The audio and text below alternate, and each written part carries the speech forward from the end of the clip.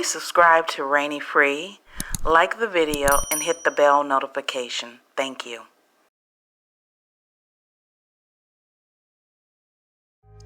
I'm not sure where Vivek gets this revisionist history.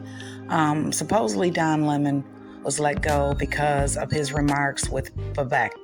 And I don't know Vivek. Apparently he's a GOP presidential candidate, for that matter. But I don't know, and I don't care. Here's what I do care about. He would not have been allowed to get on national television and say these things about any particular community outside of African Americans, especially the J community. He would not have been allowed to do that. Listen to what he's saying and tell me whether or not it's revisionist history. There are a whole plethora of reasons that with due respect, I find your explanation reductive and actually insulting, including to Black Americans, to say that Black people today, compared to 1964, 1865, haven't made progress in part because of the freedoms we secured. And the Second Amendment was part of the hang on, please. I cannot keep a thought if you guys are talking to me in my ear. So hang on one second. So to say that Black people, say what you said again. Black people secured their freedoms after the Civil War. It is a historical fact, Don. Just study it. Only after their Second Amendment rights were secured. They were not secured their freedoms after the Civil War. That is not, you are discounting Reconstruction. You're discounting a whole host of things that happened after the Civil War when it comes to African Americans, including the whole reason that the Civil Rights Movement happened is because Black people did not secure their freedoms after the Civil War, and that things turned around. People tried to change the freedoms. Don Lemon is right. We had to march and protest during the 1960s. Forget after the Civil War. During the 1960s in order to get equal rights. And still to this day, we have an uphill battle when it comes to equal rights. So I don't know where this Vivek is getting this revisionist history. I can't say that enough. But Don Lemon was correct in correcting him. And I'm really surprised that CNN News claimed that the reason they were letting Don Lemon go is because he offended him. Maybe I have not listened, because I have not listened to Vivek very often. I didn't even know who he was. But I think that when you're offending a whole race of people, which is exactly what Vivek did on CNN when he was speaking to Don Lemon, he offended me. I was totally offended by that because we all have parents and grandparents that experience segregation. We all have parents and grandparents and great-grandparents that can tell you the stories of being a sharecropper. All of those stories come after the Civil War. And then to throw in the NRA, when the NRA was there to stop the Black Panthers, they didn't really help them much.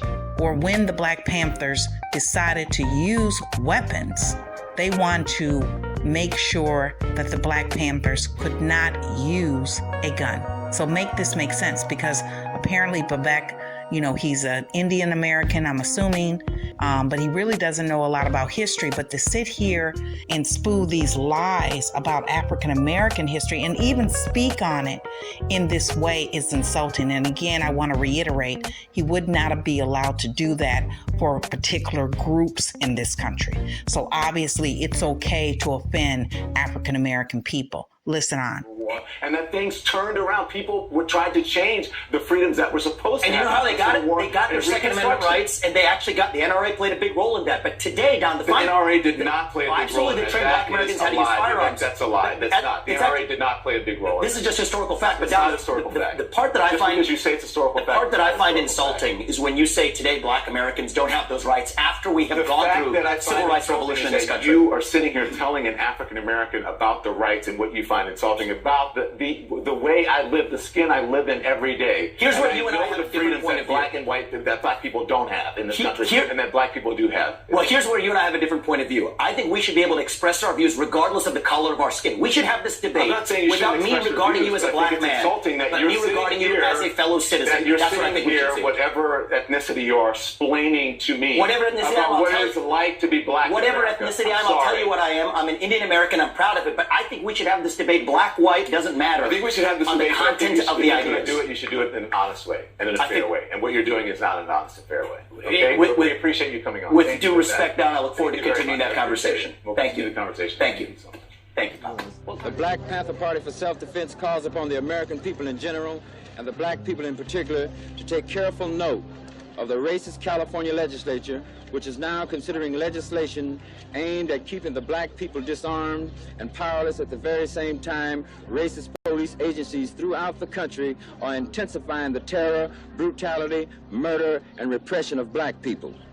The State Assembly was in the midst of a heated debate when the young Negroes, armed with loaded rifles, shotguns, and pistols, marched into the Capitol. I think Vivek needs to go on an apology tour right now, right away, because not only did he face off with Don Lemon on another news channel that is seen worldwide, but then he goes someplace else and talks about reparations for African American people. Make this make sense. Who is he to speak on whether or not African American people get reparations when he doesn't even know the history? And it's very clear when he speaks. Take a listen in to what he had to say about reparations. Make this make sense. Look, I might have been in favor of reparations in the year 1870, but now we're over a century and a half later, and I could not think of a single way of dividing our nation than to revive that conversation. Where are we going to draw the line? Who counts as a descendant of a slave? Are we going to use the one drop of blood rule? And what are the implications for racism today? And that's just for descendants of black slaves. Let's think about the Japanese Americans who we put in internment camps in World War II. Let's think about Native Americans who have been displaced. Let's think about every group who in some way has suffered some type of injustice over the course of American history. That's not to say that the slavery legacy is nothing, but it is behind us. It is behind us by over a century and a half. And now at some point as a nation, we're going to have to figure out how to move on. If we keep driving with our eyes on the rearview mirror, we're going to crash. We're going to keep crashing again. We cannot keep picking these old scabs, or we're ultimately going to bleed the unity out of this country. So I do think that it's a divisive conversation. I do think that it's poorly intentioned, and I think it's a really risky way of continuing to divide an already polarized society in a way that I'm not looking forward to seeing. Change the face of white supremacy, but it's still the same hierarchy. And so certain people can move up the hierarchy, but it's conditioned on always kicking down. And I could feel that when I came into the UK, because the people manning the immigration departments are brown people like me. And it's like always, and even when we were applying for the visa, the people, taking our visa application were brown. And it seems crazy, but the fact is this is how it always was. Like Britain and so on, they occupied places like Sri Lanka with maybe like a few thousand men. What they really did was they went in and they bought off elites, and they played elites off each other. So they say, I'll help you get power over that family. These are for like the feudal families who are like fucking everybody beneath them. And that's still how it continues. And under capitalism, all that's happened is that it's just become like sort of like more in the cloud. We don't directly do it. We don't directly talk about white supremacy, but the practice is the same. They still sort of restrict the movement of brown people to keep our labor contained, and they pay off certain elite people to sell our own people out. It's the same colonial model. And we're even able to move into positions of enforcement within the heart of white empire.